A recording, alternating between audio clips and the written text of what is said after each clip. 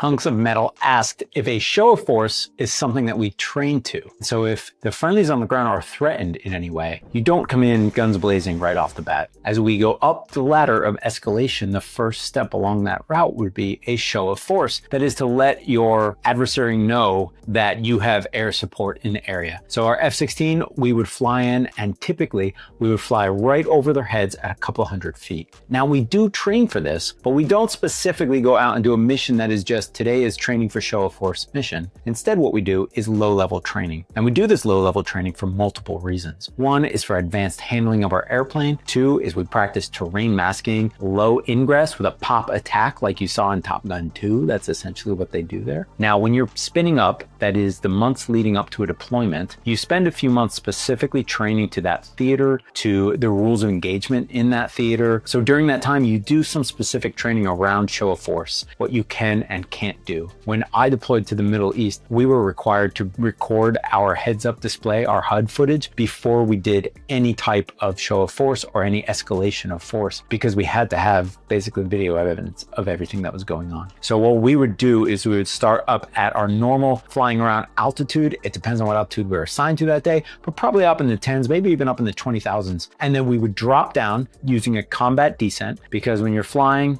a combat aircraft like that, you don't just go and hang out down low to the ground so everybody can watch you flying around. So you try to come in, get the job done, and get out of there. So we do combat descent, and a combat descent is basically from 20,000 feet or whatever.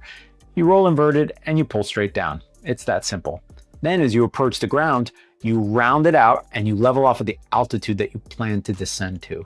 So in this case, for a show of force, you're probably 500 feet, maybe 300 feet, depending on the area that you're in and the show of force you're doing. Then you're going to accelerate to your airspeed that's predetermined. Oftentimes it depends on what your configuration for the day is, but you will always stay below the Mach, because if you go supersonic that low to the ground, you can also injure friendly people, and you never want to do that. The point of the show of force is to let the enemy know that you're there so that they hopefully break contact and depart, or the friendlies can break contact and get somewhere safe. That's a show of force. We do train to it, but we don't specifically go out and fly a whole mission around a show of force. We'll include it as a training component of another mission that we're flying. It's a great question. If you have more like it, ask it in the comments. Like and follow for more.